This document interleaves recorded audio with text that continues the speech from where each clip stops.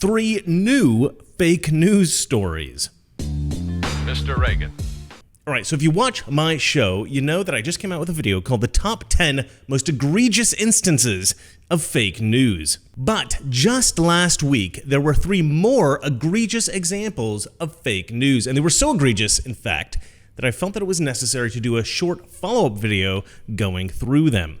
Besides these new fake news stories, there's also a new Pew poll out that measured public trust in journalists. Not surprisingly, trust in journalists is dropping. In 2018, 55% of Americans trusted journalists a fair amount or a great deal. Today, it's down to 48%. Even among Democrats, 70% of whom say they trust journalists, only 14% say they trust journalists a great deal. That is utterly shameful. It should be at least 90%, something like that. Journalists really have to step up their game, have some journalistic integrity, obey some journalistic ethics, and regain the public trust. All right, let's get started with the fake news. Number 3, the European virus. Okay, so I'm scrolling through my Twitter feed, and what do I find? Governor Andrew Cuomo saying something completely insane. Now, I guess that shouldn't come as a complete shock. He is a Democrat, but this was particularly bizarre. Now, we tend to call the coronavirus the Chinese virus or the Wuhan virus because that's where it originated. The appropriateness of this title has come under some debate because despite calling it the Wuhan virus or the Chinese virus themselves, the media has now classified such a label as racist. Because, of course, Trump used the terms. And whenever Trump says anything about race or culture or geography, apparently, the media has to label it as racist. And so the media has stopped saying Wuhan or Chinese in an attempt to stigmatize the terms and win their little pissing contest. But in avoiding geographical classifications of the virus, Andrew Cuomo took things one step further. He has started to call the virus the European virus. Yeah, I don't get it either. All right, let's have a look at the clip in just 1 second. First, I have to sell you something. Imagine if you had received a personal invitation to invest $50 in Uber when it was just a startup. On IPO day, you could have made $248,250. That same $50 invested in Amazon before it IPO'd could have made you over $7 million. Mike Markula was Apple's first angel investor. On IPO day, his windfall was already $220,552%. But that was when Apple was only worth $1.8 billion. Think about how much Markula's net worth grew as Apple blazed a path to becoming the first $1 trillion company in U.S. history. And without him, iPhones, Apple Watches, iPads, and other devices that we use in our everyday lives may never have been invented. Look at these surprising returns from these popular startup companies, some earning 583,264% return surge. What would you rather be, an angel investor or an IPO investor? The choice is clear as day. How would you feel if you could lock in a ground floor opportunity in the hottest startups this year that everybody is fighting over? Fortunately, Shark Tank's Robert Herjavec and his team of ultra-successful angel investors are here to help deliver angel deals with life-changing upside delivered to you on a silver platter. Watch the free video at getangelrich.com or click the link in the description to see how you can participate in these potentially lucrative deals before the mainstream finds out about them. That's getangelrich.com.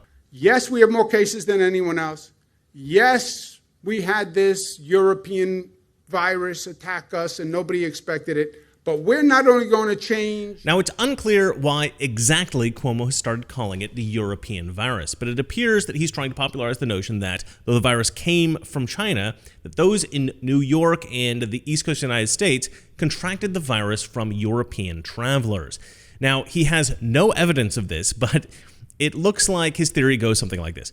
Trump banned travel from China early, but Europeans were still traveling into New York. And so, though the Europeans got it from China, it came to New York through Europe. And so his thoughts are that we should publicize this particular path of travel. You know, like when you travel to New York from LA and you change planes in St. Louis and people ask you, where are you from? And you say St. Louis because that's where you stopped off for an hour.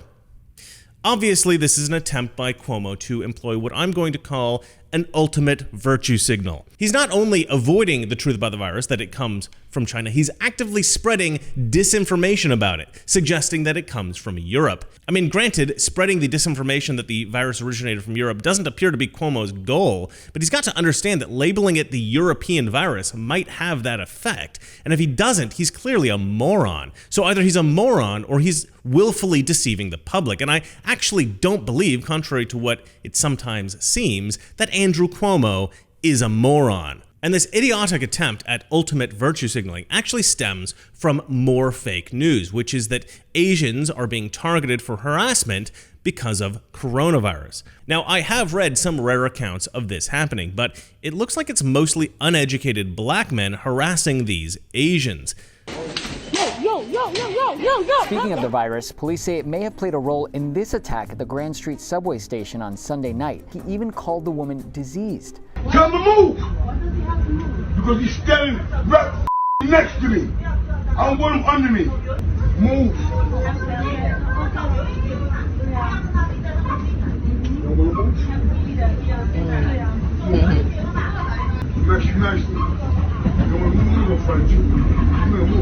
Uh-oh, he's scared, OG. Crack his You hear this, nigga? Get your f***ing ass. Don't be scared, nigga. Don't be so kid. Go get your f***ing kids. Oh, dear, huh? He just robbed your dumb ass. Go get the kids. He said, get the f*** off of him. Get your bitch ass. He said, get the f***, nigga. You better go get your kids. That nigga just made a good honey. Nigga.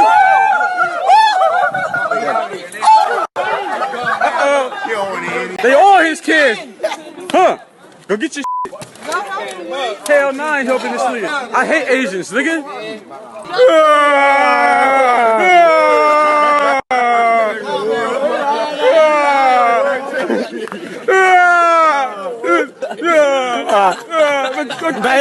My kid. But this is not really the kind of racism that the media wants to talk about. And so they just say that Asians are being targeted and harassed because Trump is calling it the Chinese virus. Nancy Pelosi even took a stroll through Chinatown in San Francisco to show everybody how safe it was. But again, there is a problem with the media narrative here. Nobody is blaming Asians for the virus. Maybe the Chinese government, but not Asian people generally. I remember when the quarantine started and Trump kept calling it the Chinese virus. And I remember calling up my friend Kurt in Hawaii. And Kurt's half Japanese. And I remember just shouting over the phone all kinds of obscenities and racial slurs. I was so mad at him because the virus originated in China and caused this massive quarantine. And he was half Japanese. Oh wait, no, that's right. I didn't call my half Japanese friend Kurt. And no, I didn't shout obscenities and racial slurs at him. And I was not mad at him because the virus originated in China, because I'm not completely insane. The leftist media and Democrat politicians believe they have so sufficiently embedded the conservatives are racist narrative into the cultural consciousness that they can just claim something utterly nonsensical like this, and they think that we're all just going to believe it. Unfortunately, there is a significant block of Americans about which their assumptions are correct. I honestly don't know how to shake delusional leftists awake to get them to realize that not everything CNN tells them is the biblical truth. But there are just some Democrat voters who have total tunnel vision. It's sad, but true. Many Democrat voters are a lot like Joy Behar or Jimmy Kimmel or Mark Lamont Hill. Many American voters buy into the CNN MSNBC narrative of everything. And all I can do is keep making videos like this, and hopefully they see one of them. Number 2, the Asian reporter. So the racism against Asians narrative directs us straight to the next egregious instance of fake news. Now, this appears to be an off-the-cuff fake news moment, but this might have actually been something that the reporter had planned ahead of time. I don't know. You know, a Trump bullet already in the chamber waiting for a shot. Now, you've probably seen this, but let's watch it again. Here is the encounter. Said many times that the U.S. is doing far better than any other country when it comes to testing. Yes. Why does that matter? Why is this a global competition to you if every day Americans are still losing their lives and we're still seeing more cases every day? Well, they're losing their lives everywhere in the world. And maybe that's a question you should ask China. Don't ask me, ask China that question, okay? When you ask them that question, you may get a very unusual answer. Yes, behind you, please. Sir, why are you saying that to me specifically? I'm telling you, I'm not saying it specifically to anybody. I'm saying it to anybody that would ask a nasty question like that. That's not a nasty question. Please go ahead. Why does it matter? Now, I don't actually like Trump's response here.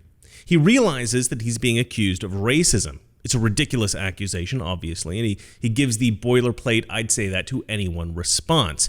And we all know, of course, that he has said that to tons of reporters, black, white, Asian, whatever. He's certainly not targeting this particular woman to criticize China to. Wait. That white guy is asking about coronavirus? Okay, don't bring up China. The black woman is asking me about coronavirus? All right, do not bring up China. Oh, okay. The Asian woman is asking me about the coronavirus. Now is the time. Bring up China. Bring up China. Obviously, the woman's suggestion that Trump is targeting her in order to criticize China, well, that's just insane. But how I would have responded is by calling her out very clearly on what she was trying to insinuate. I'd say, well, I said that to you because you were the one that asked the question. Who was I supposed to respond to?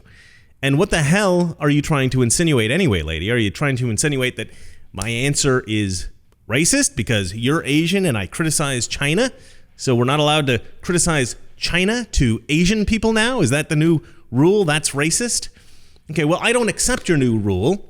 And I'm going to criticize China to Asians. I'm going to criticize Russians to Europeans. I'm going to criticize Venezuela to South Americans. I'm going to criticize anywhere to anyone that I want. Honorable mention, Chris Cuomo's fake quarantine. Now, I know I said 3 instances this last week, but there's another fake news thing that has been irritating me lately. Chris Cuomo, the brother of New York Governor Andrew Cuomo and a major media personality for CNN, has not only reported tons of fake news in his day, but Chris Cuomo also, he got coronavirus and then he lied about obeying the quarantine orders. I think 30 years ago, a reporter would be fired for such a thing. In the old days, not only were reporters required to obey journalistic ethics, but a lack of personal integrity would also have done some damage to the trust that the public placed in them, and their careers would be finished. Now, though, journalists need neither journalistic integrity nor personal integrity. And the reason this is so unbelievably awful is that Chris Cuomo is constantly telling everybody that they have to obey the quarantine, but he doesn't. In fact, Chris Cuomo's practice of rules for thee but not for me seems to fall perfectly in line with everything else the Democrats teach. We must ban fossil fuel consumption. But of course, I still need my private jet. Obviously. Brett Kavanaugh was accused of sexual assault 40 years ago. He's clearly an evil rapist who must be hanged. What's that? Joe Biden was accused of sexual assault 27 years ago? That's okay. Who cares? It's just Joe Biden. Joe Biden for president. Everyone must remain in quarantine. Everybody except for me, obviously. I'm important. All right. So, Cuomo breaks quarantine. Okay, not that big of a deal, except he actually had coronavirus. So, little bit bigger deal. But whatever, I'm not even that annoyed by that. What's really annoying is this. Chris Cuomo was caught breaking quarantine. It was reported in the news. He got in a fight with a guy who confronted him about it, and Cuomo even admitted to the altercation. Okay, but then Chris Cuomo produced a segment on his show in which he pretended to emerge from quarantine. Here it is, the official re-entry from the basement, cleared by CDC, a little sweaty, just worked out, happens. This is what I've been dreaming of, literally for weeks. My wife, she was cleared by the CDC. She doesn't have fever, she doesn't have the symptoms anymore, more than 7 days from her quarantine. But we're still a little scared, so I'll just give you one of these, just give you one of these, just give you one of these, just give you one of these. But wait, how are you emerging from quarantine when you were never in quarantine? We all know you were lying about being in quarantine, dude. You talked about it. The whole thing was a hilarious farce. Reporters want us to trust them, but they produce virtually no effort to earn our trust. And maybe that's the problem. Maybe the problem is that journalists today feel that their profession lends them some automatic authority. Since they are, quote, a journalist, They believe that the public must automatically trust them. And maybe that was true 70 years ago, but it's not 1950 anymore. Nobody believes a journalist just because they're called a journalist. Things have changed. You have to earn our trust now. And maybe these guys just don't get that. Hopefully one day they'll figure it out. And now finally, we come to number 1. Chuck Todd's misleading clip of William Barr. This is honestly one of the most egregious instances of fake news maybe ever.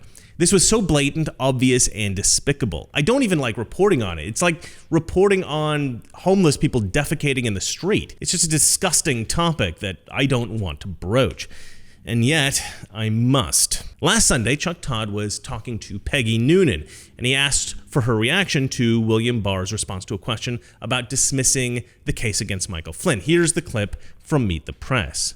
You brought up Bill Barr. Peggy Noonan, I want you to listen to this Bill Barr answer to a question about what will history say about this. Wait till you hear this answer. Take a listen. When history looks back on this decision, how do you think it will be written? Well, history's written by the winner, so it largely depends on who's writing the history. I was struck, Peggy, by the cynicism of the answer. It's a correct answer, but he's the Attorney General. He didn't make the case that he was upholding the rule of law. He was almost admitting that, yeah, this is a political job. But here's the problem. This was not Bill Barr's answer. This was merely an aside. This is not a bad thing to say. It just suggests that William Barr thinks that people in the future might look back on him unfairly because if, crazy leftists rule the world in 100 years, maybe the history books will cast William Barr in a negative light. I think this is totally fair and an insightful observation about the nature of reality, which actually answers the question perfectly well on its own. But Chuck Todd characterized that answer as cynical and admitting that his dismissal of the Michael Flynn case was totally political. First of all, that answer is neither cynical nor admitting to any such thing. And secondly, it wasn't his answer. Here's the full answer. This was a big decision in the Flynn case, to say the least. When history looks back on this decision, how do you think it will be written? What will it say about your decision-making? Well, history's written by the winner, so it largely depends on who's writing the history. But I think a fair history would say that it was a good decision because it upheld the rule of law. It upheld the standards of the Department of Justice, and it undid what was an injustice. Mm-hmm. And it's not going to be the end of it. What do you mean it's not the end of it? Well, I said we're going to get to the bottom of what happened. So as you see, William Barr's answer wasn't cynical or admitting to political motivation at all. It was a precise and nuanced answer that was objective and at the same time remarkably self-aware. But Chuck Todd and the fake news producers over at Meet the Press thought that they could get away with totally distorting it and trying to make Barr just a political operator, doing the bidding of his evil master Donald Trump, and trying to indicate that the dismissal of Michael Flynn was not justice, but a mere political maneuver.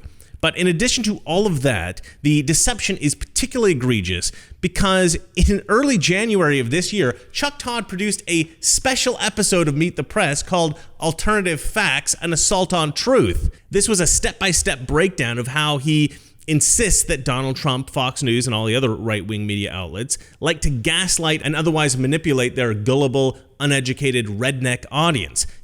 People like me. I produced a comprehensive response to that episode a couple of days later. Let's have a look at that.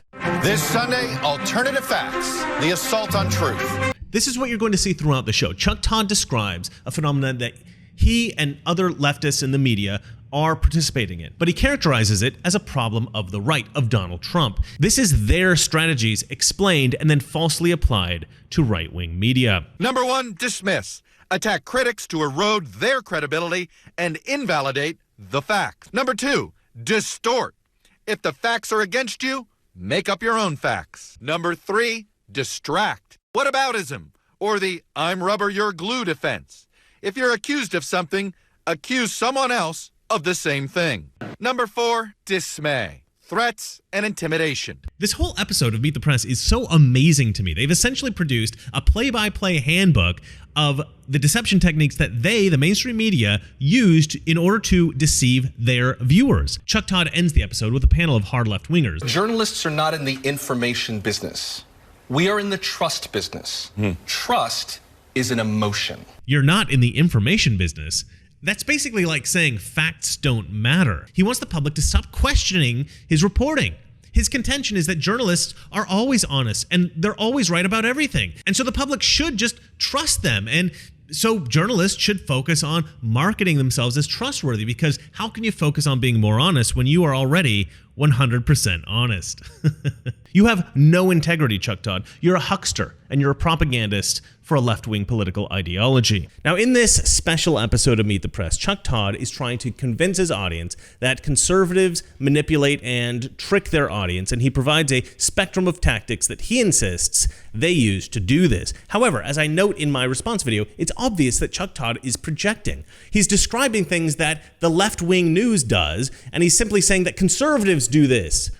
It's a typical left-wing tactic. Accuse your opponent of exactly what it is that you're doing before they can accuse you of it.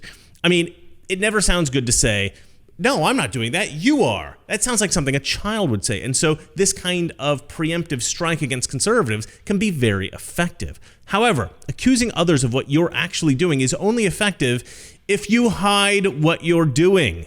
This terrible edit of William Barr's answer, it was so obvious that it was instantly discovered and spread through social media like wildfire, and even culminated in Donald Trump's call for Chuck Todd's firing. Chuck Todd eventually claimed that the edited clip of William Barr was merely a mistake, and that's extremely difficult to believe. If William Barr had made the statement in a disjointed way, perhaps answered it poorly and then answered it more clearly later on in the interview, maybe I'd accept that. But it was literally the next moment. There was no time between his rumination about the nature of the historical record and his feelings about the dismissal of the Flynn case. You just had to keep playing it. That's it. Just don't stop playing the video for a few more seconds. There was a time when Meet the Press was my favorite show, back when Tim Russert was the host, but that was a long time ago.